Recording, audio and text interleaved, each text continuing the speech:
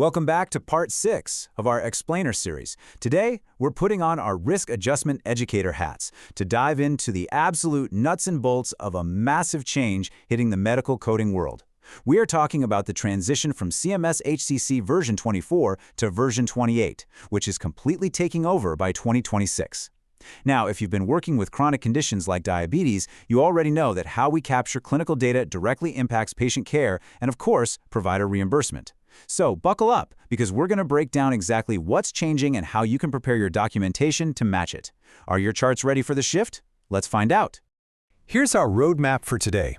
We'll start with risk adjustment principles, move through the V24 framework evolution, cross over into the V28 framework transition, do a quick case comparison on diabetic CKD, and finish up with documentation specificity. Section 1. Risk Adjustment Principles. Laying the groundwork. So, at its core, HCC coding relies on ICD-10 CM coding to assign risk scores to patients. Basically, each HCC is mapped directly to a specific diagnosis code. Insurance companies take these HCCs, mix them with demographic factors like age and gender, and assign each patient a risk adjustment factor, or RAF score. It's a predictive model. Honestly, it's best to think of the RAF score as a detailed health snapshot. If that snapshot is blurry because of poor or vague coding, the patient's true clinical complexity just isn't captured. And if it's not captured, the resources needed for their care literally won't be allocated. A higher RAF score tells the system, hey, this is a sicker patient who needs more resources, which ultimately determines the proper reimbursement for the provider or insurance plan to actually manage that long-term care. Now, think about how this system actually handles complexity. Patients with chronic illnesses, like diabetes, often have multiple conditions within the exact same family. They might present with varying levels of severity all at once. The coding system is designed to group these related conditions together, but to explicitly avoid double counting, the hierarchy rules dictate that only the most severe category within that family is used and scored. Why does this matter? Well, as you'll see in just a second, CMS is entirely rewiring how these severity levels are weighted in the new model. Section 2. V24 Framework Evolution. Variable weights. All right, looking at the outgoing V24 model, diabetes was divided into 3 distinct payment categories. You had HCC 17 for acute complications, HCC 18 for chronic complications, and HCC 19 for diabetes without complication. What you really need to notice here are those coefficient weights. They were highly variable based on severity. They started down at 0.105 for the least severe and could basically triple up to 0.368 for the most severe. This historical model entirely shaped coder behavior.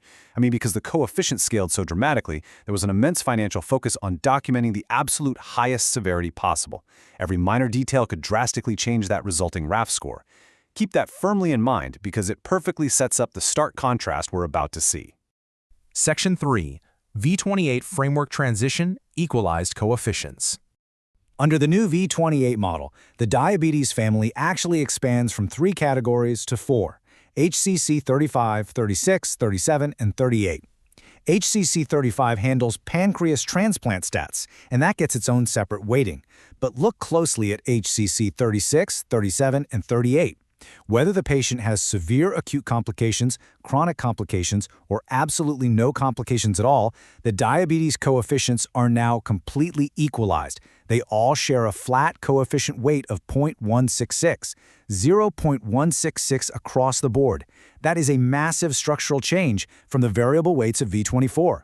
What this means in practice is that the financial incentive to just hunt for the highest severity code within these complication categories is effectively gone. Accuracy and compliance are now the undisputed main goals. Section 4. Case Comparison. Diabetic CKD. Picture this. You're auditing a chart tomorrow. You've got a patient presenting with type 2 diabetes mellitus and end-stage renal disease.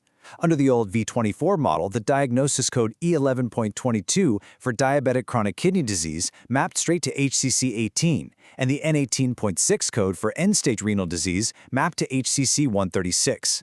But flip over to the new V28 model and watch those numbers shift. E11.22 now maps to HCC 37, and N18.6 leaps all the way up to HCC 326. Seeing this side by side really proves why the old mapping memory you and your coders have built up over the years is officially obsolete. The entire foundational numbering system has been rewired. Your everyday workflows need to adapt right now. Section 5.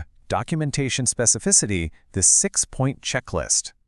To make sure diagnoses are properly sequenced and coded to the absolute highest specificity, you've got to run your clinical documentation through this 6-point checklist. Number 1, note the type and underlying cause. Is it type 1, type 2, due to an underlying condition, or post-procedural? 2, what's the exact control status? 3, what is the severity of the condition? 4, you need to be hyper-specific about the site, location, or laterality. We need to know left foot versus right foot. 5, properly link any associated comorbid conditions, just like we saw with the chronic kidney disease example.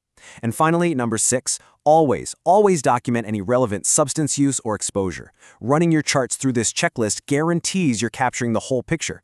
Because remember, even though those coefficients are equalized now, auditing bodies are absolutely still going to look for this exact level of granular clinical proof. So, the math behind risk adjustment is completely changing, which leaves us with one absolutely critical question. Will your current documentation habits survive the V28 transition, or are you going to be left behind? If this explainer helped you navigate the V28 transition, please like, share, and subscribe to Decode Healthcare with Harshal.